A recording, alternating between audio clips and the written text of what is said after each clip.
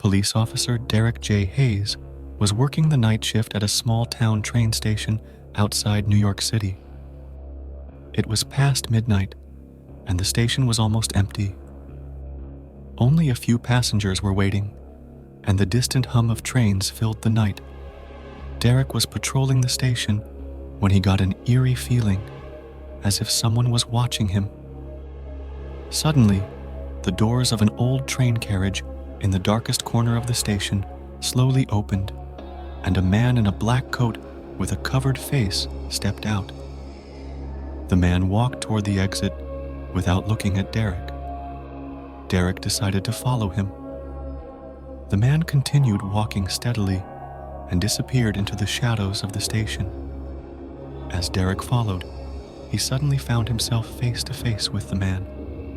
The man turned silently and looked at Derek with empty eyes. "You shouldn't have followed me," the man said in a cold voice. Derek shivered at the words, but didn't back down. "Who are you?" he asked. The man vanished without a response. That night, when Derek returned home, he still felt uneasy. He locked his doors and checked the windows before going to bed. Yet, he sensed something was wrong. When he entered his bedroom, he saw the man in the black coat standing in front of the mirror. This time, the man's face was fully visible, and his eyes were hollow and lifeless. The man walked slowly toward Derek and said, "You followed me. Now wait for your turn." Derek froze, unable to move. The man leaned in close and suddenly disappeared.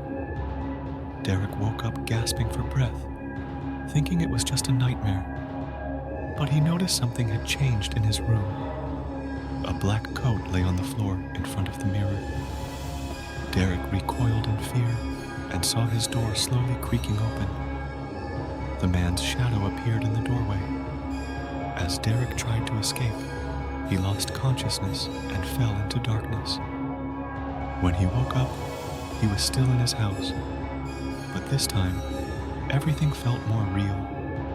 He remembered the man in the black coat leaving him a message in his dream. "Oak Street, 22, the man had whispered. Derek tried to understand the significance of this address when suddenly memories from his past surfaced. Years ago, there had been an accident at this address. An 8-year-old orphaned girl named Lily had been left paralyzed because of Derek's negligence. He had tried hard to forget this incident, but now it was haunting him. Derek started thinking about how he could ease his guilt over Lily's condition. He could provide financial assistance to Lily and her caretaker to make their lives easier. He could also use his time and resources to contribute to Lily's rehabilitation, providing her with the necessary medical equipment and support. However, these actions wouldn't be enough to lift the curse of the man in the black coat. Derek needed to visit Lily and sincerely apologize to her. He had to go to the place where the incident happened, repent, and acknowledge his mistake. With these thoughts, Derek decided to go to Oak Street 22 immediately. But as he set off, his car suddenly broke down. Strangely, his phone had no signal. He walked to a nearby house to ask for help, but no one answered the door. Time was slipping away, and Derek had no choice but to wait. After a while, his car started working again, and he continued his journey. But when he reached Oak Street, he couldn't find the house. The house, which was clearly marked on the map, wasn't there. He couldn't believe his eyes. It was as if the house had never existed.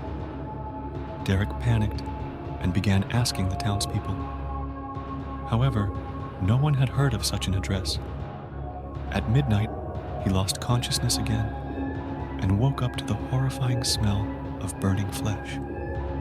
His skin was charred, and the man in the black coat was standing in his room.